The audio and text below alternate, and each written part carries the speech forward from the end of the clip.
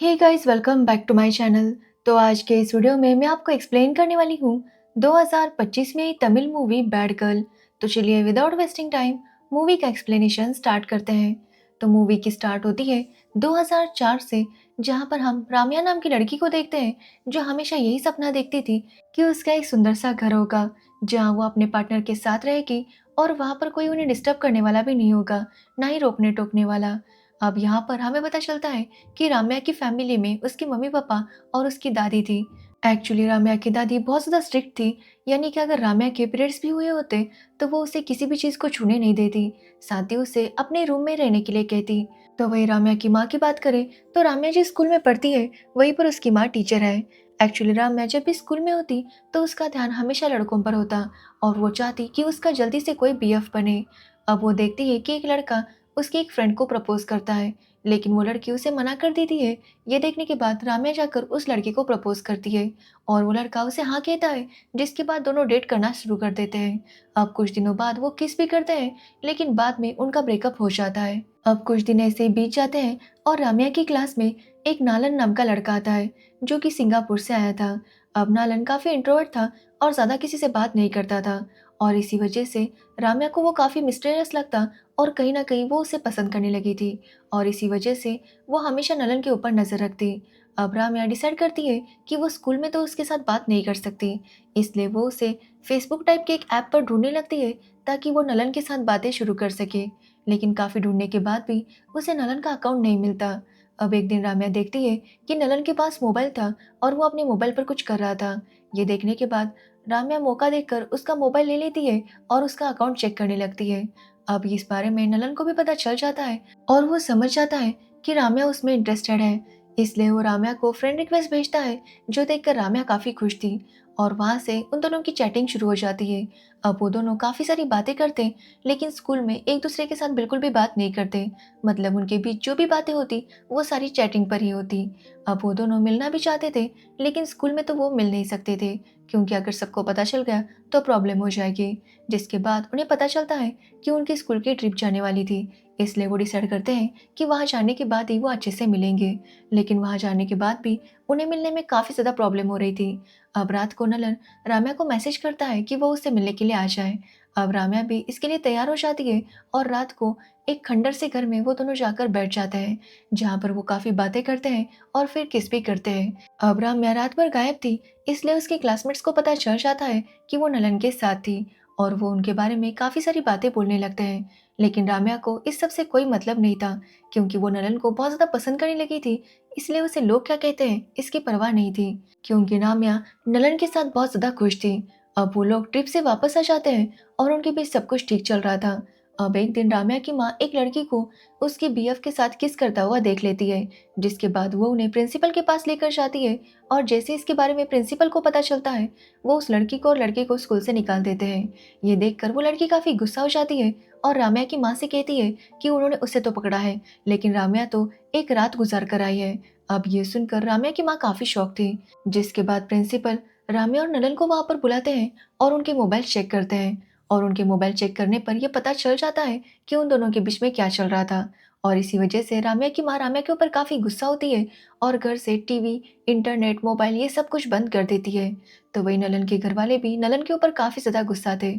अब राम्या अपनी माँ को काफ़ी ज़्यादा बातें सुनाती है कि वो उसकी लाइफ में क्यों दखल-अंदाज़ी दे रही है। तो वही राम्या की माँ का कहना था कि राम्या को इस तरह से बिहेव नहीं करना चाहिए, लेकिन राम्या उनकी बात सुनने के लिए तैयार नहीं थी। वो अपने घरवालों से तंग आ गई थी और वो डिसाइड करती है कि वो नलन के साथ भाग जाएगी। इसलिए वो अपने फ्रेंड के थ्रू नलन को मैसेज भेजती है कि वो दोनों भाग जाएँगे। अब नलन भी इसके लिए तैयार था और रात को राम्या सबसे छुप कर नलन के घर के पास जाती है, लेकिन नलन के घरवालों ने उसे पकड़ लिया था, क्योंकि वो समझ गए थे कि नलन भागने वाला है और इसी वजह से उन्होंने नलन को ज़बरदस्ती वापस सिंगापुर भेज दिया था। अब इस सब के बारे में जब राम्या को पता चलता है, तो उसे काफ़ी बुरा लगता है और वो अपनी माँ को अपनी लाइफ का विलन समझने लगती है, क्योंकि उनकी वजह से ही राम्या और नलन अलग हुए थे और इसी वजह से वो अपनी माँ से बात नहीं कर रही थी। वो डिसाइड करती है कि अब वो हॉस्टल में रहेगी और घर वापस कभी भी नहीं आएगी। जिसके बाद 3 साल बीत जाते हैं और हम राम्या को देखते हैं जब हॉस्टल में रहती है। उसके कॉलेज में एक सिड नाम का लड़का है, जो कि उससे 1 साल सीनियर था और उन दोनों का अफेयर चल रहा था। अब राम्या सिड को लेकर भी काफी सीरियस थी, लेकिन सिड की बातों से पता चल रहा था कि वो राम्या को लेकर इतना सीरियस नहीं था। अब सिड का कॉलेज खत्म हो जाता है क्योंकि वो उससे 1 साल सीनियर था और वो वापस अपने गांव जा रहा था, जिसकी वजह से राम्या काफी इमोशनल हो जाती है। लेकिन सिड को इससे कोई लेना देना नहीं था। राम्या उसे काफी सारे गिफ्ट भी देती है, जिसके बाद सिड उसे बाय बोलकर वहां से निकल जाता है। लेकिन जब राम्या बाद में उसे कॉल करती है तो उसका कॉल नहीं लग रहा था, क्योंकि सिड ने अपना मोबाइल नंबर भी बदल दिया था। अब ये बात जानकर राम्या को काफी बुरा लगता है, क्योंकि वो सच में सिड को पसंद करती थी। जिसके बाद वो सिड के फ्रेंड्स को कांटेक्ट करती है और उनसे सिड का नया नंबर लेती है। फिर वो उसे कॉल करती है, जहाँ पर उन दोनों में बातें होने लगती है। और यहाँ पर राम्या को पता चलता है कि राम्या ने जो सिड को गिफ्ट दी थी, सिड उसे प्लेन में ही भूल गया था। जो बात सुनकर राम्या को काफी गुस्सा आता है और उन दोनों में काफी लड़ाई हो जाती है।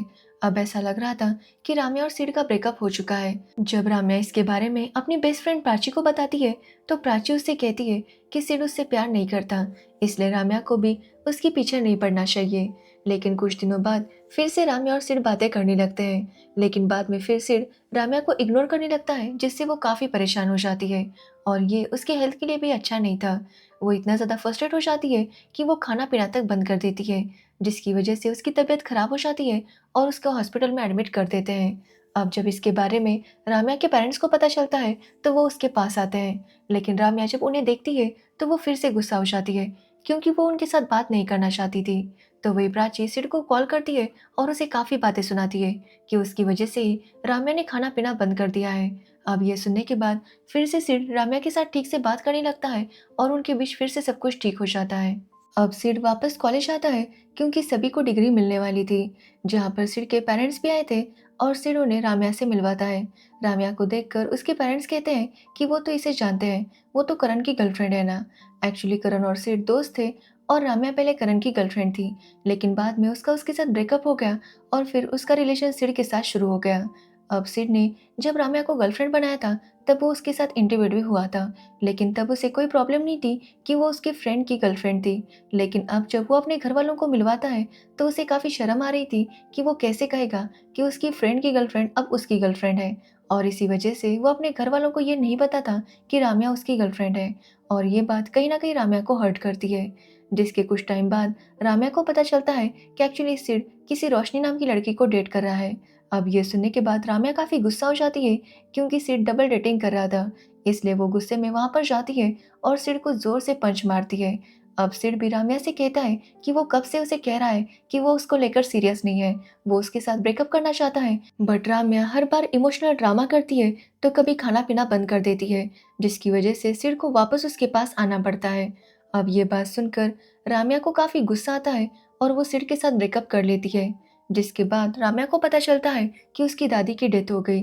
अब ये सुनकर उसे काफी बुरा लगता है, क्योंकि भले उसकी दादी स्ट्रिक्ट थी, लेकिन राम्या उनसे बहुत ज्यादा प्यार करती थी। और इसी वजह से ये खबर सुनने के बाद वो बहुत ज्यादा रोती है। जिसके बाद कहानी कुछ साल आगे बढ़ती है और हम देखते हैं कि राम्या अब 32 ईयर्स की हो गई थी। वो जॉब करती थी और एक लड़की के साथ फ्लैट में रेंट पर रहा करती थी। लेकिन जो लड़की उसके साथ रहती थी उसका नाम प्रभा था और उसे भी लंदन में जॉब मिल गई थी, और इसी वजह से वो भी वहाँ पर शिफ्ट होने वाली थी। तो वही राम्या की बेस्ट फ्रेंड प्राची भी अब लंदन में थी और उसकी शादी हो गई थी, साथ ही वो प्रेग्नेंट भी थी, जिसकी वजह से राम्या प्राची के लिए काफ़ी ज़्यादा खुश थी। तो वही राम्या का चंदन नाम के लड़के के साथ रिलेशन चल रहा था, लेकिन बाद में उनका ब्रेकअप हो गया था। पहले तो चंदन के साथ सब कुछ उसका अच्छा था, लेकिन बाद में छोटी छोटी बातों पर उनके बीच लड़ाई होने लगी और इसी वजह से दोनों ने डिसाइड किया कि वो दोनों अलग होंगे। जिसके कुछ टाइम बाद राम्या को पता चला कि चंदन की नई गर्लफ्रेंड भी बन चुकी है।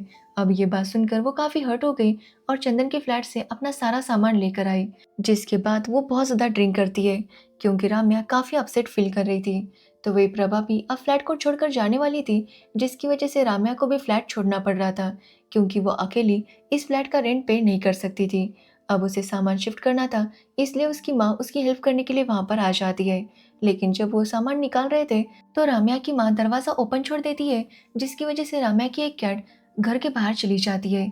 जो देखकर राम्या काफी परेशान हो जाती है कि पता नहीं अब उसकी कैट के साथ क्या होगा। वो कैट को हर जगह ढूंढती है, लेकिन कैट का कहीं पर भी पता नहीं चलता। और इसी वजह से राम्या अपनी माँ पर काफी गुस्सा होती है कि वो हमेशा उसका काम बिगाड़ती है। वो कहती है कि उसकी कैट हमेशा फ्लैट में रही है, उसे बाहर किस तरह से डील करना है उसे अभी तक नहीं पता। बाहर के डॉग्स, दूसरे कैट्स उसे बहुत ज्यादा परेशान कर सकते हैं। इसलिए राम्या काफी पैनिक कर रही थी। तो राम्या की माँ राम्या को यही समझाती है कि जैसे राम्या को अपने कैट से प्यार है, वैसे उन्हें भी राम्या से प्यार है। और उन्होंने अब तक जो भी किया है वो अपनी बेटी को प्रोटेक्ट करने के लिए और उसके अच्छे फ्यूचर के लिए किया है। लेकिन राम्या उनकी कोई बात सुनने के लिए तैयार नहीं थी, क्योंकि कुछ दिनों पहले राम्या जब शॉपिंग के लिए गई थी तो उसकी मुलाकात नलन से हुई, जिससे वो स्कूल में प्यार किया करती थी। नलन की शादी हो गई थी और उसकी एक बेटी भी थी। ये देखकर राम्या को काफी बुरा लगा, क्योंकि कहीं ना कहीं ये सारे सपने उसने नलन के साथ देखे थे और नलन उसका पहला प्यार था। वो नलन के साथ बात करती है, जहाँ पर वो नलन को अपने फ्लैट पर इनवाइट करती है, क्योंकि उस दिन उसके फ्लैट पर पार्टी चल रही थी। अब नलन भी वहाँ पर आ जाता है, जहाँ उसके और राम्या के बीच में काफी सारी बातें होती है। नलन राम्या से माफी मांगता है कि उस रात वो उसके साथ भाग नहीं पाया, जिस पर राम्या कहती है कि वो जानती है कि इसमें नलन की गलती नहीं थी। वो दोनों ही बच्चे थे और आखिर कर भी क्या सकते थे, लेकिन उनके पेरेंट्स ने जो उनके साथ किया था वो बहुत ज्यादा गलत था। ये बोलकर राम्या नलन के करीब जाने लगती है, लेकिन तभी नलन को उसकी वाइफ का कॉल आता है और उसे एहसास हो जाता है कि वो गलत कर रहा है। इसलिए नलन अपनी बेटी को लेकर वहां से निकल जाता है। और इसी वजह से राम्या अपनी माँ से गुस्सा थी, क्योंकि उसका कहना था कि अगर उस दिन राम्या की माँ ने स्कूल में वो सब नहीं किया होता तो आज नलन की वाइफ की जगह राम्या होती और उनका एक क्यूट सा बेबी भी होता।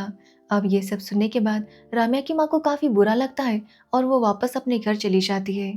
तो वही राम्या हर जगह अपनी कैट को ढूंढती रहती है, जिसमें चंदन और उसकी गर्लफ्रेंड भी राम्या की मदद करते हैं, लेकिन कैट का कहीं पर भी पता नहीं चलता।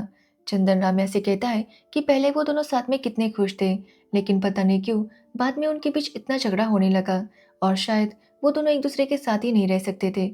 और इसी वजह से अच्छा हुआ कि वो दोनों अलग हो गए। और कहीं ना कहीं राम्या भी इस बात से एग्री करती थी। अब राम्या और चंदन काफी टाइम तक कैट ढूंढते हैं, लेकिन कैट का कोई पता नहीं चलता। इसलिए राम्या भी हार मान लेती है कि उसे उसकी कैट वापस नहीं मिलेगी। जिसके बाद राम्या एक साइकेट्रिस्ट की भी मदद लेती है, ताकि वो थोड़ी सी ठीक फील कर सके। अब एक दिन राम्या को प्राची का वीडियो कॉल आता है, जहाँ पर वो उसे अपनी बेटी दिखाती है। अब राम्या भी प्राची और उसकी बेटी को देखकर काफी खुश होती है, क्योंकि प्राची भी बहुत ज्यादा खुश थी। प्राची राम्या से कहती है कि माँ होने के बाद उसे ये बात रियलाइज हो गई है कि वो अपनी बेटी के लिए कुछ भी कर सकती है, मतलब उसके अच्छे फ्यूचर के लिए और उसकी खुशी के लिए वो कुछ भी करने के लिए तैयार है। वो कहती है कि वो अपनी बेटी के लिए हर वो फैसला लेगी जो उसे प्रोटेक्ट करता हो, भले वो उसकी बेटी को अच्छा लगे या ना लगे।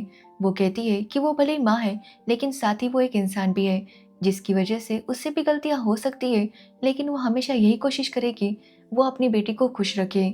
अब ये सब सुनकर राम्या भी काफी सोच में पड़ जाती है। प्राची उसे कहती है कि राम्या की माँ ने भले ही उस वक्त गलत किया हो, राम्या को लगता हो कि उन्होंने गलत किया है, लेकिन शायद उनके नजरिए से वो सही हो। लेकिन राम्या इतने सालों से अपनी मॉम डैड के साथ इतने गुस्से में रहती है, वो उनके साथ कभी भी ठीक से बात नहीं करती और ना ही उन्हें समझने की कोशिश करती है। इसलिए राम्या को भी अब उन्हें समझना होगा, उन्हें उसे माफ करके देखना होगा, क्योंकि राम्या जब भी किसी रिलेशनशिप में जाती है तो उसे ये लगता है कि उसके जो पुराने जख्म है उसे कोई हील कर देगा। लेकिन प्राची कहती है कि कोई और आकर हमारे जख्म हील नहीं कर सकता, वो हमें खुद को ही करने होते हैं और राम्या को भी ऐसा खुद ही करना होगा। उसके जख्म उसे खुद ही ठीक करने होंगे, तभी वो किसी भी रिलेशनशिप में खुश रह पाएगी। अब ये सब सुनने के बाद राम्या को भी एहसास हो जाता है और वो बड़ी मुश्किल से अपनी माँ के पास जाती है और उनसे माफी मांगती है। तो वही राम्या की माँ भी राम्या को वापस देखकर काफी ज्यादा खुश थी, क्योंकि इतने सालों बाद राम्या ने उनसे ठीक से बात की थी।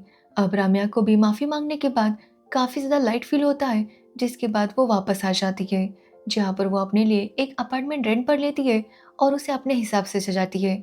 जिसके बाद वो अपनी गलतियों को भूलकर जिंदगी को एक नए सिरे से शुरू करने की कोशिश करती है।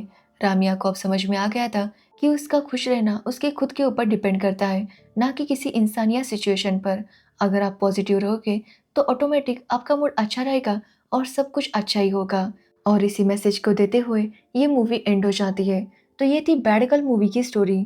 अगर आपको इस मूवी की स्टोरी और मेरा एक्सप्लेनेशन पसंद आया हो तो वीडियो को लाइक, कमेंट, शेयर जरूर करना और मेरे चैनल को सब्सक्राइब करना बिल्कुल मत भूलना। Thanks for watching video.